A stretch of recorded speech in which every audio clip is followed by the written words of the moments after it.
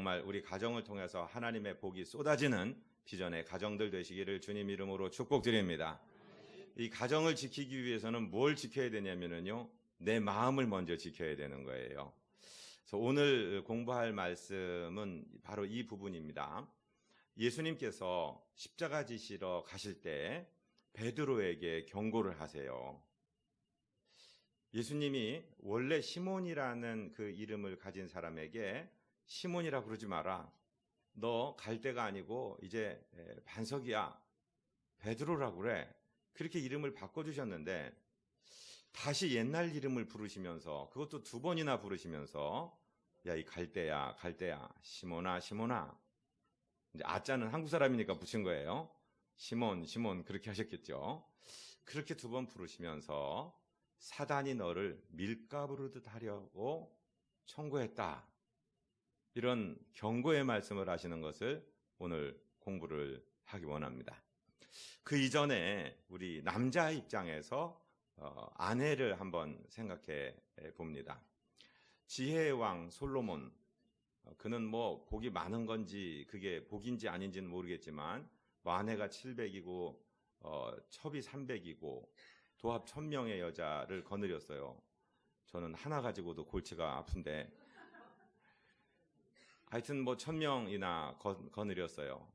그 지혜의 왕도 여인에 대해서 잠언을 공부하다 보면 반복적으로 어떤 소리가 나오냐면은, 다투는 여인은 비 오는 날 이어 떨어지는 물방울이다. 아주 성가시다. 아주 귀찮다. 이런 표현도 하고, 다투는 여인과 큰 집에 사는 것보다는 오히려 광야에 나가 사는 게 낫다. 또는 움막에 사는 게 낫다. 이런 표현들이 여러 번 등장하는 것을 보면 그 지혜의 왕도 자기 아내 다루는 건 그렇게 쉬운 문제가 아니었던 것 같습니다. 에이, 그러니 목사님 혼자 살아요. 뭘 골치 아프게 그렇게 가정을 이루고 그래요. 그런데 그런 말씀만 있는 것이 아니고 잠언 18장 22절에 보면은 아내를 얻는 자는 복을 얻고 여호와께 은총을 받은 자니라. 이 결론을 내려주고 있어요. 또 하나, 집과 재물은 조상에게서 상속하거니와 슬기로운 아내는 여호와께로서 말미암느니라. 잠언 19장 14절 말씀입니다. 그런가 하면 잠언 5장 18절에 보면 네 샘으로 복되게 하라. 네가 젊어서 취한 아내를 즐거워하라. 이렇게 또 명령하고 있어요. 분명히 아내는 하나님이 주신 복이고 하나님의 복을 받은 자가 그 아내를 얻게 되는 것이고, 더군다나 잠언 마지막 장 31장에 보면 르무엘의 어머니의 잠언으로서 슬기로운 여인, 현숙한 여인을 누가 찾아 얻을까 하면서 현숙한 여인에 대해서 한 장을 전체를 다 이야기하고 있는 것 보면 대단합니다. 그런 의미에서는 저는 개인적으로 이름이 현숙인 여자하고 살아서 굉장히 행복합니다. 그런데 이 아내를 얻는 것도 좋지만 사실은 어떻게 보면은 아내를, 남편을 서로 만들어가는 거예요. 그런 여자를 만나서 내가 복된 게 아니라 그런 여자, 그런 현숙한 여인을 만드는 것이 남자의 책임이고, 또 그런 얻은 남편을 만나는 것, 지아비를 만나는 게 복일 뿐만 아니라 그런 지아비를 만들어가는 것이 우리의 지혜라는 것입니다. 그런데 오늘 말씀을 적용하면 항상 이 세상, 지금 우리가 살고 있는 세상은 천국이, 완성된 천국이 아닙니다. 그래서 우리를 도적질하고 죽이고 멸망시키려는 것이 호시탐탐 노리고 있다라는 사실을 인정을 하셔야 됩니다. 아직 우리가 살고 있는 이 세상은 땀 흘리며 달려가야 될 경주장이고 정말 열심히 밭을 갈고 소출을 내야 되는 농토이고, 그리고 영적으로 전쟁터가 되어서 우리가 생존에 영적으로 살고 육으로 살기 위해서 전쟁하는 영적인 전쟁터라는 사실을 인정을 하셔야 됩니다. 왜냐하면 지금 완성된 천국이 아니기 때문에 그래요. 예수님의 초림과 함께 하늘나라가 이 땅에 이루어지기 시작했는데 완성되지 않았어요. 주님이 다시 오시는 날 완성되는. 그래서 천국의 두 시제는 already but not yet, 이미와 아직 아닌 두 시대가 지금 공존하고 있으니까 예수님께서 이 베드로에게 지금 자신만만하고 누가 나를 유혹해도 나는 넘어가지 않고 누가 나에게 공격해와도 나는 넘어지지 않습니다 라고 자신하는 베드로를 향해서 오늘 경고하신 이 말씀을 우리 가정의 지아비가 되고 아내가 된 우리에게 경고하시는 말씀으로 받자, 이 말씀입니다. 처음에 생각해야 될 것이 무엇이냐면, 시몬아 시몬아, 사단이 너를 밀가부르듯 하려고 청구하였다는 사실입니다. 주님께서 우리를 베드로, 당신이 이름을 바꿔놓고서는 베드로, 게바, 반석 이렇게 부르는 게 아니라, 야 갈대, 다시 이 갈대야 갈대야, 시몬아 시몬아, 2번 반복해서 부르고 계세요. 이것은 우리가 미워서가 아니라 우리를 사랑하시기 때문에 다정하게 2번을 부르십니다. 그러나 이 말씀 속에는 대단한 경고의 말씀이 있습니다. 너 지금 굉장히 위험한 상태다. 사탄이 너를 밀가부르듯 하려고 청구했다. 여기 우리 젊은 자녀들은 밀가부르듯 하는 게 뭐예요? 이렇게 물어보셔야 돼요. 여러분, 아마 사극에도 요새 잘 안 나올 것 같아요. 일부러 공부하지 않으면. 쌀이 어디서 나오냐면 슈퍼마켓에서 나오는 게 아니라 논에서 나온다고요. 그러면 논에서, 미국 사람들한테는 전부 다 논에 있는 것도 라이스, 밥하기 전도 라이스, 밥해 놔도 라이스 밖에 없어요. 근데 우리는 논에 있는 거는 벼고, 밥하기 전 거는 쌀이고, 밥을 해놓으면 밥이고, 그렇죠? 그러니까 꼭 미국 사람이 우리보다 똑똑한 건 아니에요. 네.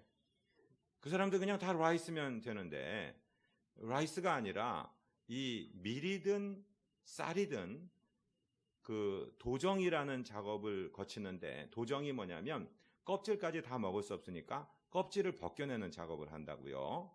그러면 절구통이라는 데다 넣고 삭삭삭삭 대충 비벼줘요. 그 다음에 키라는 곳에 넣고서 키질을 합니다.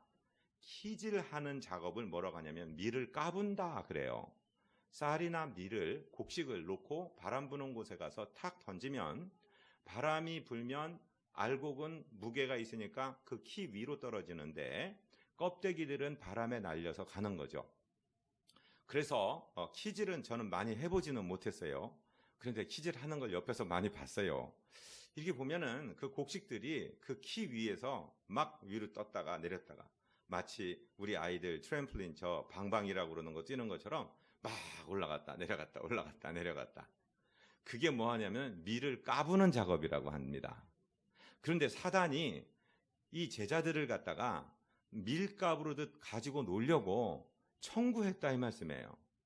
거꾸로 얘기하면 저와 여러분이 사단의 공격을 받는다 이 말이죠.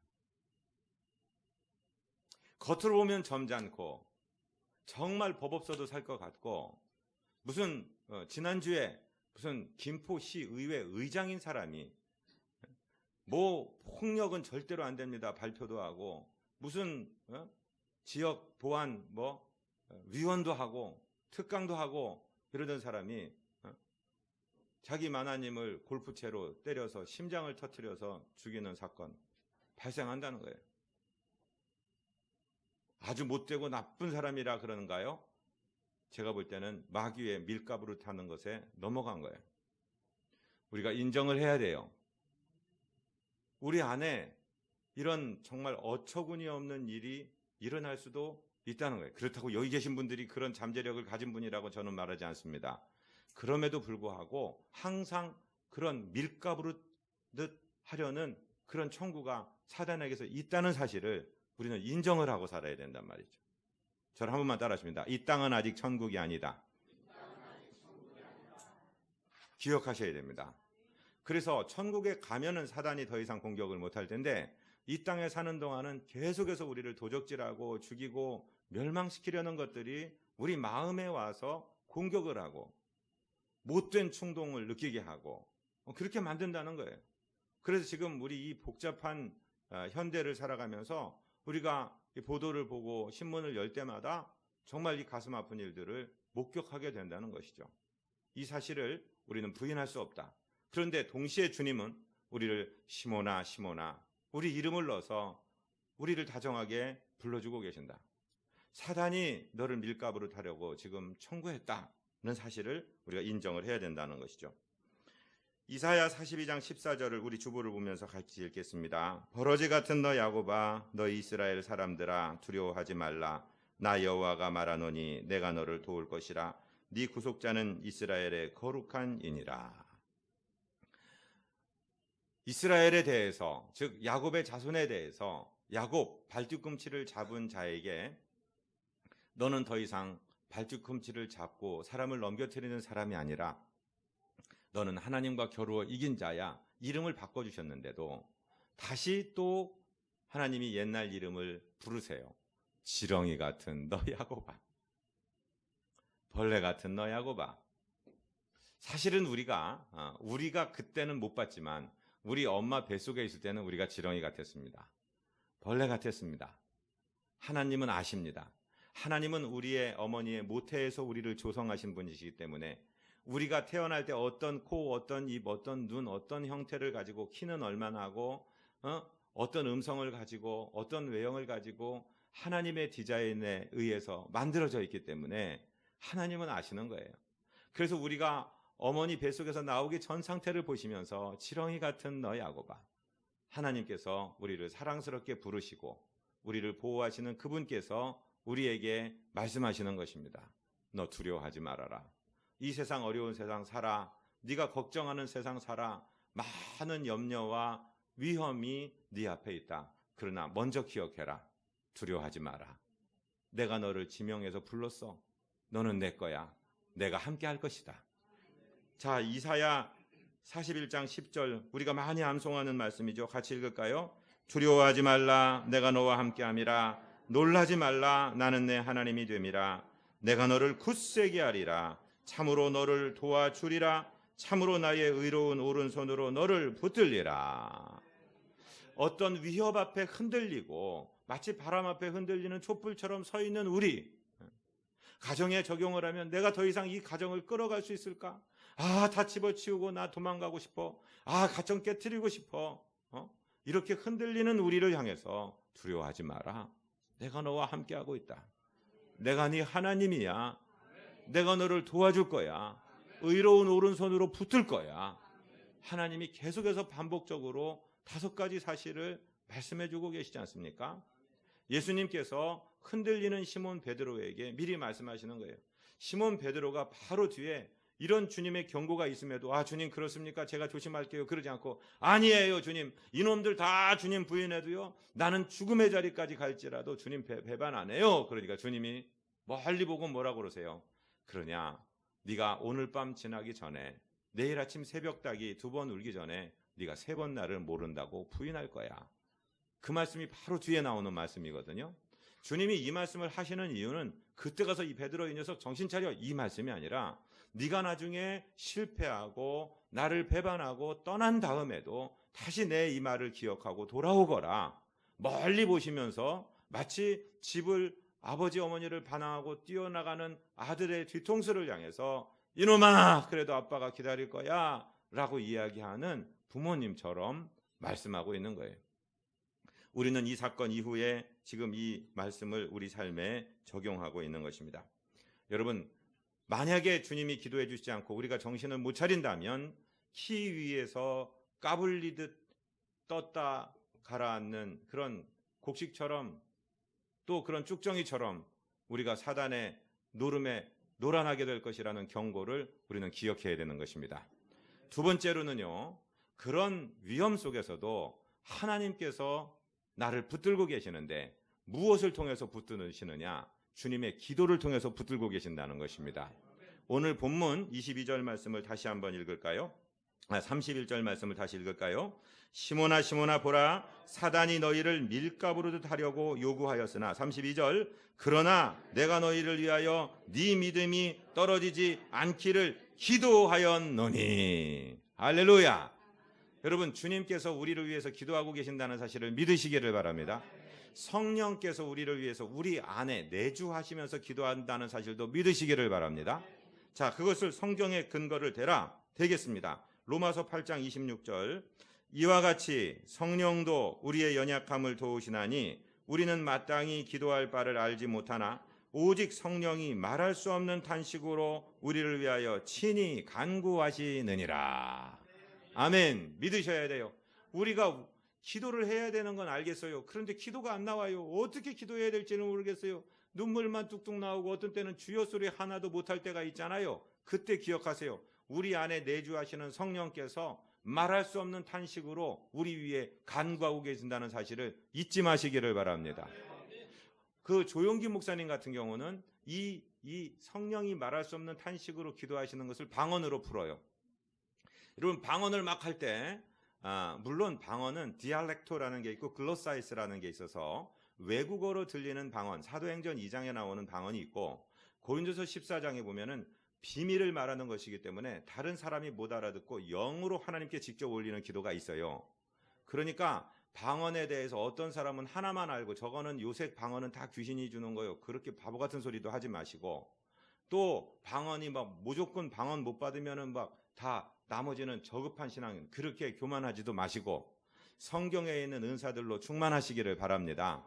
그런데 우리가 예를 들어서 어려서부터 무슨 목회자 자녀에서 태어나고 교회에서 자라고 누가 방언을 안 해도 그냥 줄줄줄 우리말로 기도 잘하는 분들은 방언을 잘 못 받아요. 왜냐하면 너무나 기도를 잘하기 때문에. 그런데 영은 막 갈급해서 막 터져나갈 지경인데 이 혼의 작용이 기도를 어떻게 될지 모를 때는 성령이, 내 안에 계신 성령이 툭 쳐갖고 이 성령이 직접 내 영으로 말미암아 기도하게 하십니다. 방언으로 자기가 막 왈랄라 떠드는데 뭔 소리인지는 몰라요. 그런데 영으로 하나님께 올라가는 기도도 있다는 사실을 인정하시기를 바랍니다. 자, 성령이 우리 안에서 말할 수 없는 탄식으로 기도하고 계신다. 방언을 하든 않든 성령은 내 안에서 기도하고 계신다. 아멘. 두 번째, 예수님은 우리를 위해 십자가 지시고 부활하시고 승천하셔서 우리 처소를 예비하시며 하나님 보좌 우편에 앉아 계신다고 그랬죠.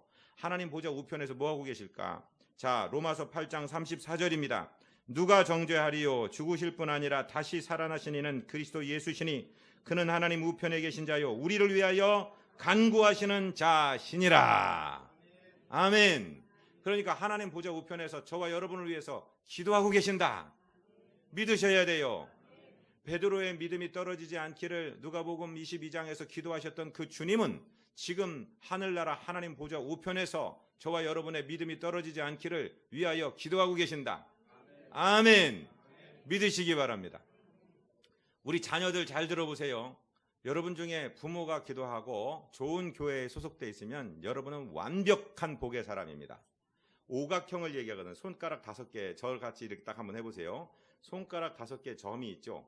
요걸 연결시키면 오각형이 나오는데 도형 중에 가장 강한 도형은 오각형입니다.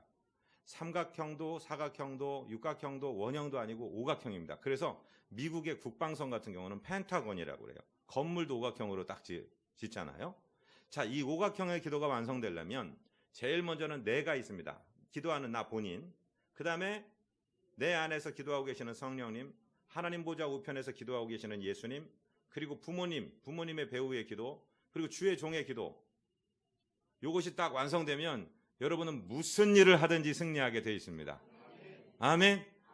그러니까 우리가 믿는 부모가 되는 것이 중요하고, 또 기도하는 부모님을 모시고 사는 분들은 진짜 행복한 줄 아시고 효도하시기를 바랍니다.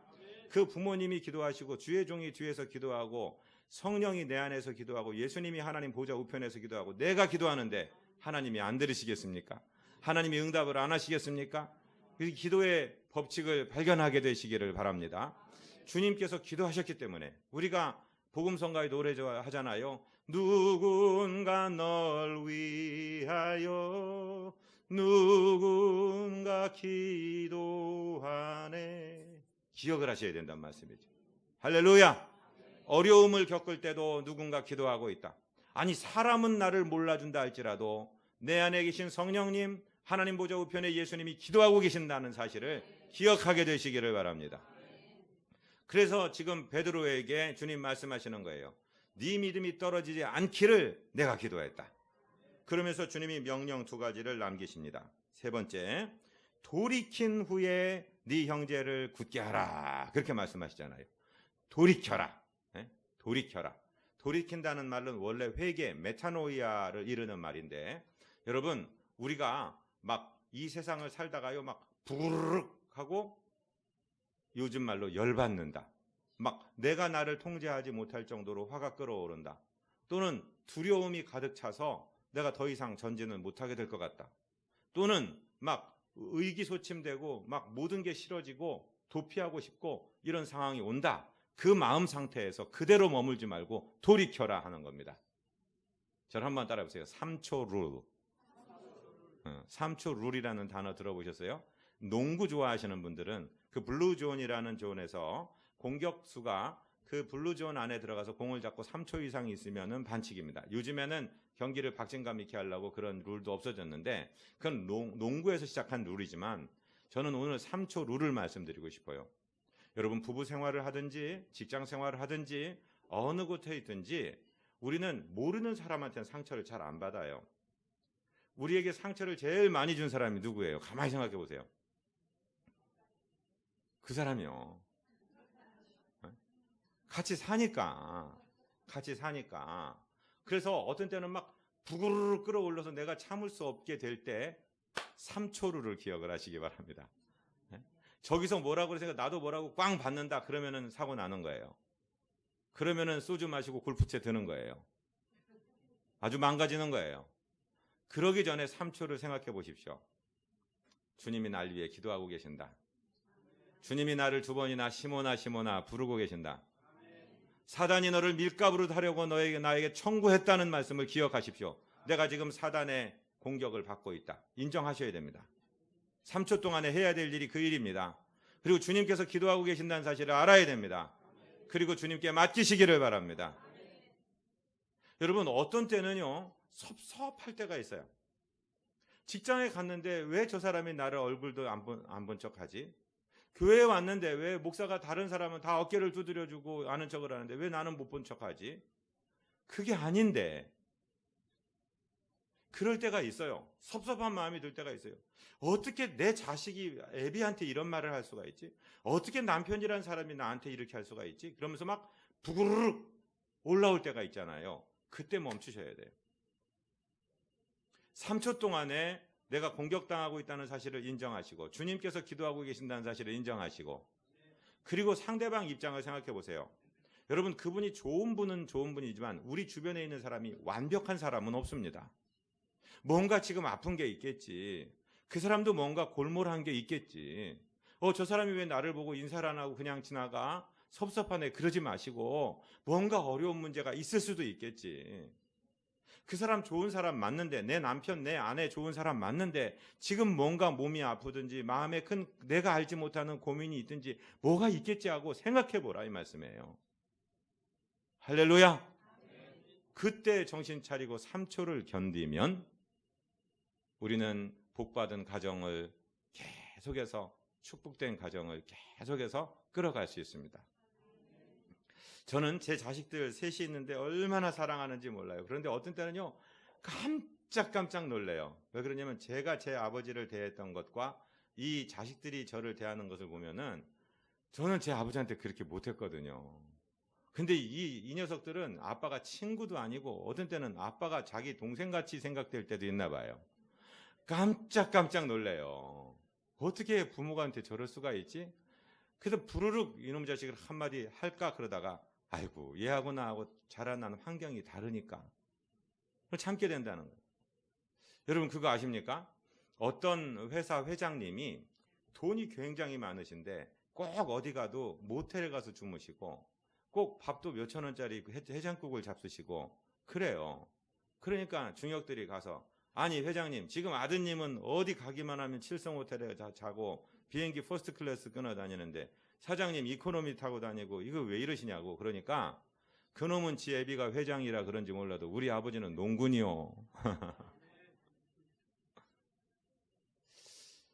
한 번만 생각해 보면 우리가 화를 확 낼 수도 있고 이렇게 끌어오르는 것이 지금 내 감정이지. 내가 지금 사단의 밀가부로 타는 이런 충동을 지금 겪고 있는 거지. 그리고 우리 마음을 털어놓을 수도 있어요. 내려놓을 수도 있어요. 굉장히 중요한 말씀을 드리는 거예요. 이걸 잘 넘어간다면 우리 가정은 나 때문에 천국이 됩니다. 나 때문에 우리 아내가 정말 꽃처럼 피어오르게 되고 정말 현숙한 여인이 될 수 있고 나 때문에 내 남편이 정말 바깥에서 귀인들과 함께 앉는 위인이 될 수 있고, 나 때문에 우리 자녀가 정말 좋은 품성으로 자라나서 아름다운 인물이 될 수도 있고, 그저 엄마 아빠의 스트레스, 엄마 아빠의 눈총 받고 자라서 아무 기도 펴지 못하는 열등한 인간이 될 수도 있다는 것입니다. 3초 동안에 머물러서 생각해 보는 것이죠. 잠언 16장 32절은 뭐라고 말씀하십니까? 노하기를 더디하는 자는 용사보다 낫고 자기의 마음을 다스리는 자는 성을 빼앗는 자보다 나으니라. 다윗이요, 지금 피난 갑니다. 어디서 피난을 가냐면요, 자기 아들이 반역을 일으켰어요. 압살롬이 아버지 죽이겠다고 군대를 일으켰어요. 아들을 피해서 도망을 갑니다. 그런데 지나가는데 시므이라는 사람이 사울, 즉 다윗의 정적인 사울의 족벌이거든요. 거기서 나오면서 다윗을 저주합니다. 막 돌을 던지고 모래를 뿌리면서 이 비루한 자야, 비루한 자야, 네가 사람 피 흘리기를 좋아하더니 하나님 앞에 저주를 받는구나. 그러면서 막 욕을 해요. 그럴 때 부하들이 그럽니다. 아니, 저런 죽은 개 같은 것이 어디다 지금 임금님 앞에 저렇게 합니까? 제가 가서 창으로 꽂아버리겠습니다.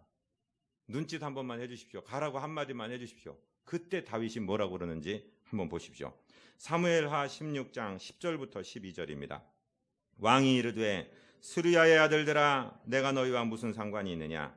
그가 저주하는 것은 여호와께서 그에게 다윗을 저주하라 하심이니 내가 어찌 그리하였냐 할 자가 누구겠느냐 하고, 또 다윗이 아비새와 모든 신하들에게 이르되 내 몸에서 난 아들도 내 생명을 해하려 하거든 하물며 이 베냐민 사람이랴. 여호와께서 그에게 명령하신 것이니 그가 저주하게 버려두라. 혹시 여호와께서 나의 원통함을 감찰하시니니 오늘 그 저주 때문에 여호와께 선으로 내게 갚아 주시리라 하고. 아멘. 다윗의 마음 씀씀이를 보세요. 야, 하나님이 허락하지 않았으면 어떻게 저 사람의 입에서 저런 저주가 나올 수 있겠어? 내가 저 사람 생명을 하나 빼앗은들 내 화가 풀리겠느냐? 내 아들도 나를 반역해서 지금 내가 도망자의 신세가 됐는데 내가 무엇을 한들 위로가 되겠느냐? 오히려 내가 이 수모를 당하는 것이 하나님께 동정을 얻어서 하나님이 불쌍히 여기셔서 이것 때문에 나에게 다시 은혜를 베풀어 주시고 나를 환궁하게 하실지 누가 알겠느냐? 여러분, 이 자세가 바로 하늘 보고 땅을 보는 사람, 3초 룰을 아는 사람입니다. 당장 내 승질대로 한다면 아니 저런 것이 저거 죽여라 이렇게 말할 수 있겠죠. 그러면은 잠시 기분은 풀릴지 모르겠어요. 그러나 3초 동안 머물러 생각해 보는 것입니다. 하나님, 제가 임금이지만 내 아들에게도 반역을 당해 도망하는 이런 비참한 신세, 이것은 내가 다른 이유를 달지 않습니다. 제가 내 부하의 아내를 범하고 내 부하를 교살한 그 죄 때문인 것을 제가 압니다. 하나님, 제가 눈물을 흘리며 회개했습니다. 그러니 제가 받는 이 수욕을 보시고 하나님 나를 불쌍히 여기셔서 나를 속히 회복시켜 주옵소서. 이런 기도가 담겨 있는 거예요. 하나님께서 이 일로 말미암아 나를 불쌍히 여겨주실지 어떻게 알겠느냐? 여러분, 3초를 머무르면서 내 감정이 부글부글 끓어오를 때, 내 분노가 끓어오를 때, 또는 두려움이 나를 사로잡을 때, 모든 정말 무기력함이 나를 엄습해 올 때 머물러서 주님의 기도를 기억하시고 주님께 기도하시고 그의 위로와 그의 힘을 비는 우리가 되시기를 주님의 이름으로 축복드립니다. 그게 돌이키는 거예요. 돌이킨 다음에 네 형제를 굳게 하라 말씀하십니다. 예수님은 베드로가 부인하실 거 다 아십니다. 그러나 부인하는 것으로 끝나는 것이 아니고 당신이 십자가 지시고 부활하신 다음에 다시 베드로를 세워서 다시 베드로를 돌이켜서 배반한 베드로, 예수님을 부인한 베드로, 그 사람을 다시 돌이켜 세워서 성령을 부어주시고 다시 수제자로 사용하실 예수님께서 저와 여러분을 멀리 보시며 저와 여러분이 다시 일어나고 회복되고 우리뿐만 아니라 정말 아비된 자가 되어서 네 형제들을 굳게 하라, 다른 형제들을 굳게 할 수 있는 지도자가 되게 하시는 줄로 믿으시기를 바랍니다. 여러분, 우리는 우리 혼자 그저 살아남는 신앙인으로서 머물러서는 안 돼요. 정말로 다른 사람이 시선이 우리를 관찰하고 있고, 아, 저 사람 교회 다니는 집사요, 저 사람 권사고, 저 사람 장로요, 저 사람 안수 집사요, 저 사람 목사야, 여러분 우리를 보고 있습니다. 저 사람 기독교 선생님이야. 타인의 시선이 있다는 사실을 기억하시기를 바랍니다. 너는 돌이킨 후에 네 형제들을 굳게 세워줘라. 굳게 하라는 말씀, 그 명령이 우리에게 있어요. 우리 하나만 잘 먹고 잘 사는 게 아니라 우리에게 예수님의 명예가 걸려 있고 우리 후배들이 우리 신앙을 보고 우리가 하는 것을 그대로 따라온다는 것입니다. 고린도전서 4장 15절 같이 읽을까요? 그리스도 안에서 일만 스승이 있으되 아버지는 많지 아니하니 그리스도 예수 안에서 내가 복음으로써 너희를 낳았습니다. 바울은 고린도 교회에 분명히 얘기합니다. 스승들, 선생님들 많다. 그러나 아비는 굉장히 부족하다. 내가 너희에게 아비가 된 것처럼 너희도 아비가 되어달라. 지금 말씀하고 있습니다. 좋은 아비가 되시기를 주님 이름으로 축복드립니다. 네? 아버지는요 다 표현 못해요. 자기보다 자식이 더 잘 되는 것 원하고, 네. 나는 좀 고생해도 자식이 더 잘 되기를 원하는 그 아비의 마음이 우리에게 있어야 됩니다. 그래서 빌립보 교회에다가는 바울이 이렇게 표현하고 있습니다. 빌립보서 2장 3절 4절입니다. 아무 일에든지 다툼이나 허영으로 하지 말고 오직 겸손한 마음으로 각각 자기보다 남을 낮게 여기고 각각 자기 일을 돌아볼 뿐더러 또한 각각 다른 사람들의 일을 돌아보아 나의 기쁨을 충만하게 하라. 여러분 아비의 마음이 되어서 나 혼자뿐만 아니라 다른 이들을 돌아보고 다른 이들을 나보다 더 낮게 여기고. 저는 그래요. 저는 목사로서 이제 이제 중딱이나 될까요? 병아리 신세를 면하는 것 같은데 제 아들 녀석이 또 목회를 한다고 지금 수련을 하고 있는데 그 녀석이 저보다 잘했으면 좋겠어요. 설교도 잘했으면 좋겠고 은사도 많았으면 좋겠고 그런 마음이 아비의 마음입니다. 우리가 이 아비의 마음을 가지고 우리 사랑하는 성도들을 대하고 성숙한 아비들이 많아지는 비전교회가 되고 또 우리나라가 되어서 우리 여기 계신 우리 성도님들을 통해서 정말 교회와 사회가 밝아지고 하나님의 영광이 드러나는 승리자들 되시기를 주님 이름으로 축복드립니다.